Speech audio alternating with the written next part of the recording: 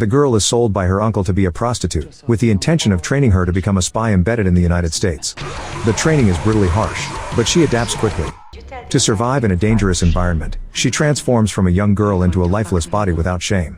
Hello everyone, welcome to Q Recaps. Today I explain the film, Red Sparrow. The Cold War ends, but the United States and Russia still at daggers drawn. A full-scale war is not an option for either side, so they restart spy activities. However, traditional spies are outdated and easily caught. Therefore, the Russians assemble a team of female spies, mastering the art of seduction.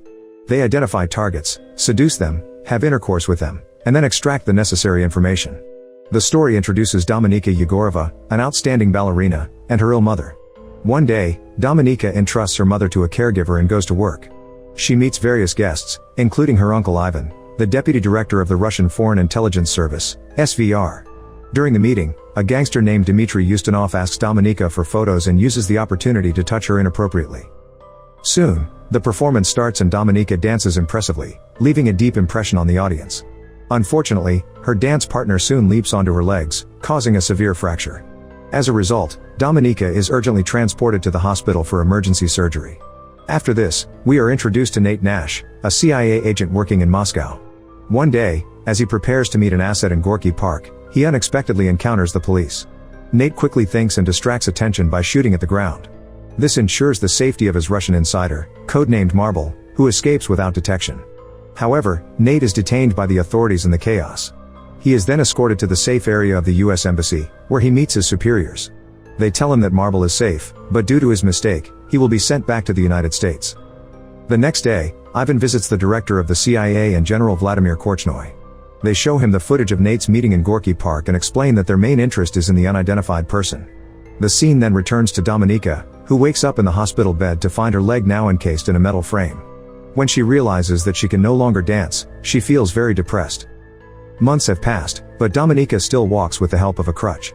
One day, her uncle Ivan comes to see her and reveals that her replacement has been found, which means her workplace will no longer provide any benefits for her, including the apartment and her mother's treatment. As a result, he offers to help Dominika and asks her to come to him once she's ready. But before leaving, he hands her an envelope containing intimate photos of her former dance partner and her replacement, as well as a recording of their conversation, implying that her dance partner intentionally caused the accident so that his girlfriend could take her place. This revelation infuriates Dominika, so she goes straight to the theater and keeps a close watch on her former partner and his girlfriend. After watching their practice, she follows them to a steam room where they start to make out. In anger, Dominika attacks them with her crutch to exact her revenge. On the way back, she stops at a phone booth and reports the incident as an accident. Subsequently, Dominika's career is ruined, and she turns to her uncle for help. He agrees to help her, but on the condition that she must return the favor. The SVR is interested in obtaining more information about the previous gangster. Therefore, he asks Dominika to befriend him and use her feminine charm to gain his trust. Despite her hesitations, Dominika has no other choice as her mother's medical expenses are high. That evening, Dominika, dressed in a beautiful outfit, arrives at the hotel where Dmitry is staying and heads to the bar to catch his eye. As she expects, Dmitry approaches her and asks how he can assist her. She expresses a desire to feel special again, and they head to a private room, leaving Dmitry's guard outside. After a while, he asks her to undress and immediately starts to work like a madman. But at this moment, a person with a black helmet enters the room and murders Dmitry.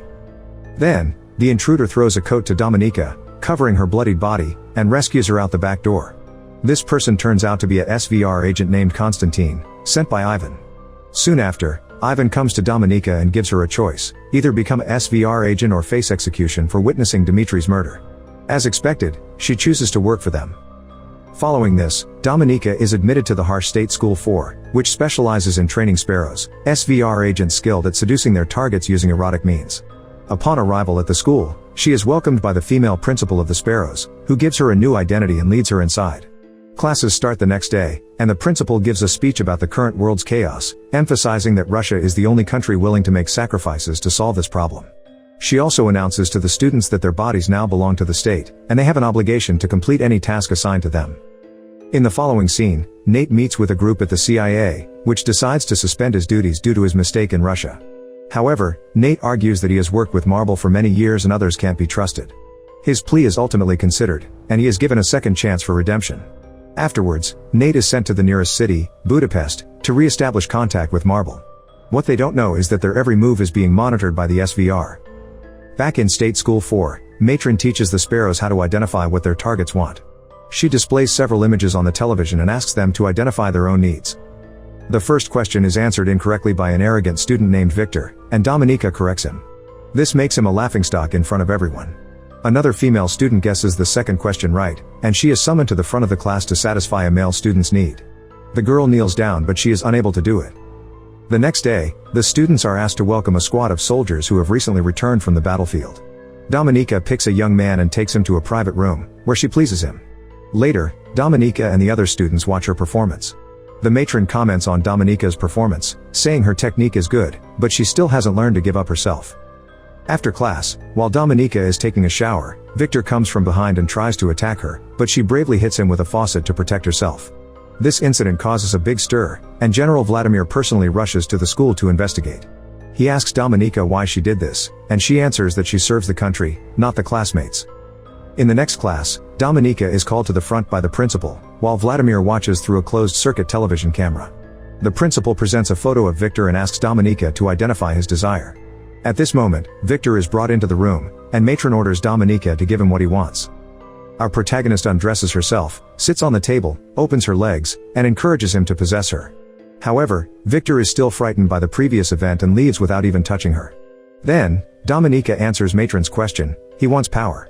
This impresses Vladimir, so he assigns her a mission in Budapest. Her task is to gain Nate's trust and reveal Marble's identity. Dominika agrees to this task, goes to Budapest, and lives with her Sparrow companion, Marta, under the supervision of SVR Station Chief Maxim Vorontsov.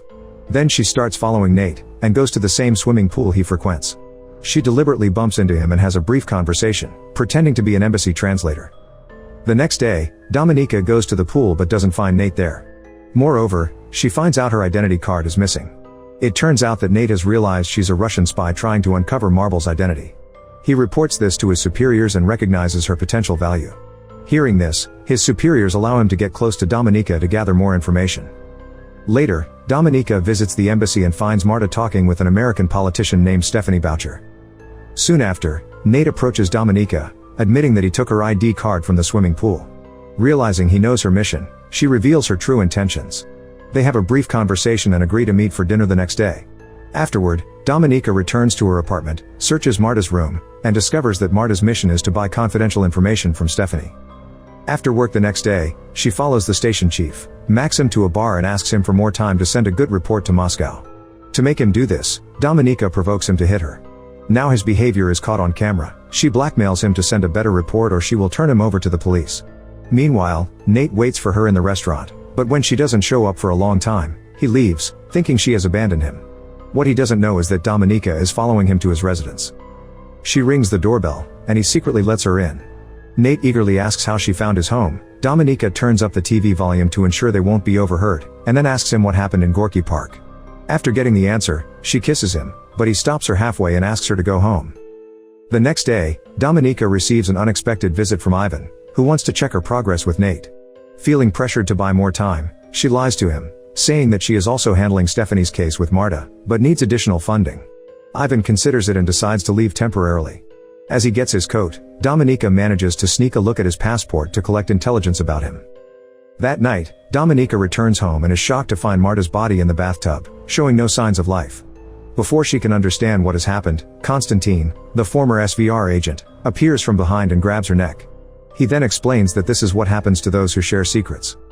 Meanwhile, Nate reports the new information about Marble to his superiors, confirming that Dominika is a Sparrow. Although his superiors see her as a threat, Nate believes she can still be recruited. The next night, he brings Dominika to her apartment, admitting he knows her real identity. Dominika reveals her story, emphasizing that her only concern is her mother's safety. Then, Nate offers her a deal to become his double agent, promising to protect her in return. After thinking it over, Dominika is asking if she can trust him. He is assuring her that she can, and they are eventually becoming very close.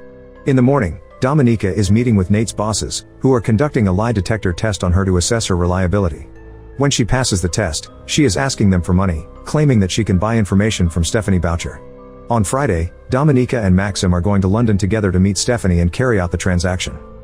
She is staying in a hotel room specially prepared by the CIA for her, which has security cameras and a set of discs hidden under the table that she can replace with real ones later. Soon after, Stephanie comes to the hotel, and Dominika approaches her, claiming that she is sent by Marta. Once Stephanie is convinced, she hands over the discs in exchange for money. Dominika pretends to validate the discs, but in fact, she replaces them with the fake ones. After the transaction is completed, Stephanie realizes that she is being watched by American intelligence personnel.